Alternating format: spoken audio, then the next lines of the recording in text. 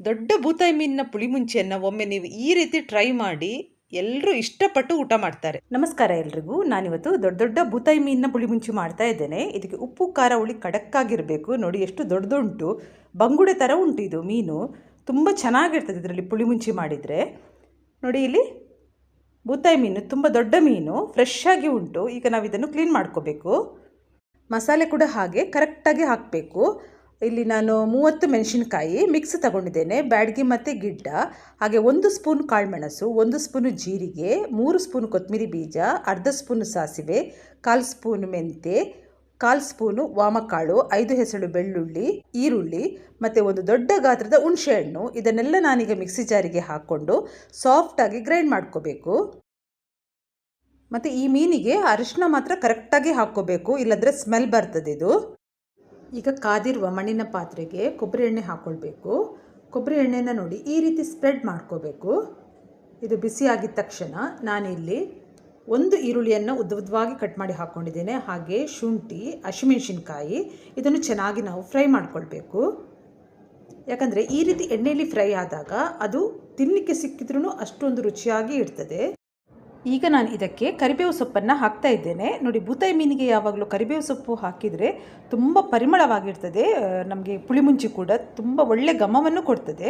ನೋಡಿ, ಫ್ರೈ ಆದ ನಂತರ ನಾವು ಗ್ರೈಂಡ್ ಮಾಡಿ ಇಟ್ಕೊಂಡಿರುವಂಥ ಮಸಾಲೆಯನ್ನು ಇದಕ್ಕೆ ಹಾಕಿ ಸರಿಯಾಗಿ ಫ್ರೈ ಮಾಡ್ಕೋಬೇಕು.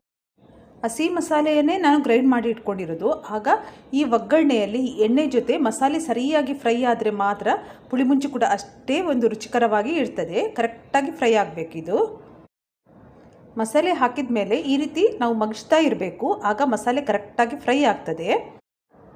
ಮಸಾಲೆ ಕರೆಕ್ಟಾಗಿ ಫ್ರೈ ಆದ ನಂತರ ನಾವೀಗ ಇದಕ್ಕೆ ಸ್ವಲ್ಪ ನೀರನ್ನು ಹಾಕ್ಕೊಳ್ಬೇಕು. ಜಾಸ್ತಿ ನೀರು ಹಾಕೋದು ಬೇಡ, ಸ್ವಲ್ಪ ಗಟ್ಟಿ ಗಟ್ಟಿ ಇದ್ರೇ ಪುಳಿಮುಂಚಿ ತುಂಬ ಚೆನ್ನಾಗಿರೋದು. ಕರೆಕ್ಟಾಗಿ ಇದನ್ನು ಮಿಕ್ಸ್ ಮಾಡ್ಕೊಳ್ಬೇಕು ನಾವು. ನೀರು ಕಡಿಮೆ ಇದ್ದಲ್ಲಿ ಸ್ವಲ್ಪ ನಾವು ಹಾಕ್ಕೊಳ್ಬೋದು. ನಾನಿಲ್ಲೀಗ ಸ್ವಲ್ಪ ನೀರನ್ನು ಹಾಕ್ಕೊಳ್ತಾ ಇದ್ದೇನೆ. ಕರೆಕ್ಟಾಗಿ ಮಿಕ್ಸ್ ಮಾಡ್ಕೋಬೇಕು. ಮಸಾಲೆ ಕರೆಕ್ಟಾಗಿ ಮಿಕ್ಸ್ ಆಗಿದೆ ನೋಡಿ, ಈ ಹದಕ್ಕೆ ಬಂದರೆ ಸಾಕು. ಇನ್ನು ಮುಚ್ಚಳ ಮುಚ್ಚಿ ಚೆನ್ನಾಗಿದ್ದನ್ನು ಕುದಿಸಬೇಕು. ಬನ್ನಿ, ಈಗ ಮಸಾಲೆ ಕುದೀತಾ ಉಂಟ ನೋಡುವ. ನೋಡಿ ಎಷ್ಟು ಚೆನ್ನಾಗಿ ಕುದೀತಾ ಉಂಟು. ಈಗ ರುಚಿಗೆ ತಕ್ಕಷ್ಟು ಉಪ್ಪನ್ನು ಹಾಕಿ ಒಮ್ಮೆ ಈ ರೀತಿ ಕರೆಕ್ಟಾಗಿ ಮಿಕ್ಸ್ ಮಾಡ್ಕೊಳ್ಬೇಕು. ಇನ್ನು ಮಸಾಲೆ ಚೆನ್ನಾಗಿ ಉಪ್ಪು ಹಾಕಿದ ಮೇಲೆ ಸ್ವಲ್ಪ ಚೆನ್ನಾಗಿ ಕುದಿಬೇಕು. ಕುದ್ದ ನಂತರ ನಾವು ಯಾವಾಗಲೂ ಮೀನನ್ನು ಹಾಕ್ಕೊಳ್ಬೇಕು. ನೋಡಿ, ಮಸಾಲೆ ಚೆನ್ನಾಗಿ ಕುದ್ದಿದೆ. ಈಗ ಕ್ಲೀನ್ ಮಾಡಿ ಇಟ್ಕೊಂಡಿರುವಂಥ ಮೀನನ್ನು ಇದಕ್ಕೆ ಹಾಕಿ ಚೆನ್ನಾಗಿ ಕುದಿಸಬೇಕು.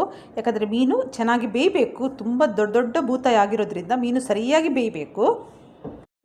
ಮೀನು ಹಾಕಿದ ಮೇಲೆ ಒಮ್ಮೆ ಈ ರೀತಿ ನಾವು ಅದನ್ನು ಸ್ವಲ್ಪ ಬಿಡಿಸಬೇಕು. ಯಾಕಂದರೆ ಕರೆಕ್ಟಾಗಿ ಮೀನು ಬೇಯಬೇಕು ಮತ್ತು ಮಸಾಲೆ ಎಲ್ಲ ಕರೆಕ್ಟಾಗಿ ಎಳ್ಕೊಳ್ಬೇಕು. ಆಗ ಮಾತ್ರ ರುಚಿಯಾಗಿರ್ತದೆ. ಮುಚ್ಚಳ ಮುಚ್ಚಿ ಬೇಯಿಸುವ. ಈಗ ಮೀನು ಬೆಂದಿರ್ತದೆ ನೋಡುವ. ನೋಡಿ, ಚೆನ್ನಾಗಿ ಕುದೀತಾ ಉಂಟು. ಈ ರೀತಿ ಕುದಿಬೇಕು.